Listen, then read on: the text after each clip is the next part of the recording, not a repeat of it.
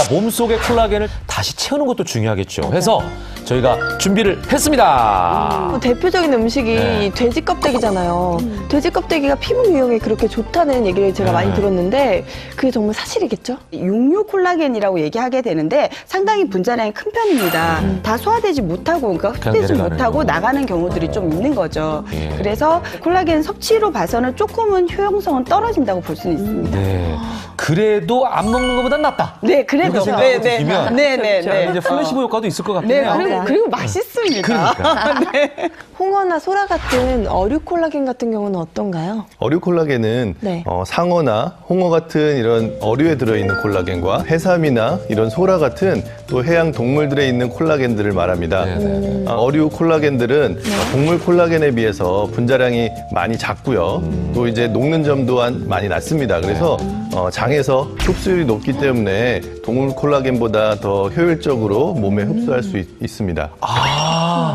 생선이 부위가 되게 많잖아요. 그러네. 머리, 뭐 몸통, 네. 내장, 맞아요, 맞아요. 꼬리 네. 있는데 어느 부위를 먹어야? 네, 그 어류 쪽에서도 주로 지느러미라든지 아니면 비늘 그리고 네. 껍질이 있는데 네? 아무리 배가 고파도 또 우리가 비늘이랑 잘안 지느러미까지 먹잖아요, 먹진 그거. 않고 맞아요. 또 이제 그걸 먹었다 그래도 소화되지도 않거든요. 네. 껍질을 다시 한번 돌아보고 꼭 먹어야 될 것 같습니다. 예. 요즘에는 콜라겐의 중요성을 아시는 분들이 네. 예, 건강 보조식품으로 섭취하는 분들도 많이 있다는 얘기를 들었거든요. 네. 그래서 저도 그쵸.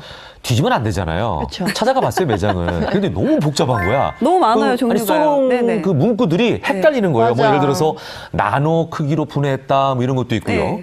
트라이펩타이드다 뭐 이런 내용도 있고요. 너무 전혀 복잡해가지고 생소한 단어들. 이걸 어떻게 선택해야 되나 굉장히 고민되더라고요. 네. 워낙에 이 고분자 상태를 흡수하다 보면은 이걸 다 나눠줘야 되잖아요. 예. 펩타이드 결합을 다 끊어주고 그 다음에 아미노산으로 된 상태로 우리가 흡수를 해야 되는 거다 보니까 이제 분자가 작아져서 이른바 네. 저분자 상태 그리고 또 나노 입자라든지 네네. 혹은 그 트라이펩타이드라고 얘기하는 거는 아미노산이 3개가 붙어 있다는 뜻이거든요. 말 그대로 트라이가 3개입니다. 네네. 그래서 네. 소화 속도 자체가 훨씬 빨라질 수 있죠. 그러면 아무래도 흡수율은 더 높아질 수 있습니다. 아, 그런 의미군요. 네. 질환 환자 김문옥 씨의 콜라겐 상태는 어떨까요? 콜라겐 관리가 잘 된 경우 노란 점과 빨간 점이 촘촘합니다. 반면 치주 질환 환자인 김문옥 씨에겐 찾아볼 수가 없었습니다. 한눈에 봐도 콜라겐 부족 증상이 심각한 상태.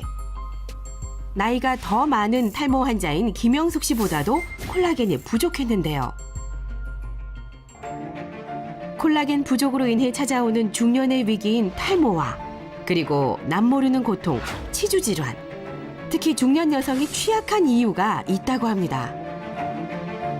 여성들이 남성보다 콜라겐 자체 양이 25% 정도 적거든요. 특히 폐경기가 되면은 여자들은 더욱더 이 콜라겐 합성이 감소됩니다. 왜냐하면 여성 호르몬 즉 에스트로겐에 의해서 그 콜라겐 합성이 증가되기 때문이거든요. 콜라겐은 여성 호르몬인 에스트로겐에 의해 촉진되는데요. 폐경기가 되면 에스트로겐이 줄어들어 콜라겐 합성이 감소한다는 겁니다. 에스트로겐이 활발하게 분비되는 20대에 비해 중년으로 접어드는 40대 이상이 되면 콜라겐 수치가 절반으로 뚝 떨어지는데요. 중년에 찾아오는 대부분 질병들이 콜라겐과 밀접하게 관련이 있는데요. 콜라겐이 감소되면 탱탱하던 몸의 형태를 잃게 되고 수축과 이완이 되어야 하는 우리 몸의 장기들이 제 기능을 잃게 되면서 다양한 질병을 불러올 수 있습니다. 몸속 콜라겐이 부족해질 경우 각종 질환의 원인이 될 수 있답니다. 피부 미용과만 관련이 있다고 알고 있던 콜라겐은 작지만 우리 몸에 꼭 필요한 중요한 성분이었습니다.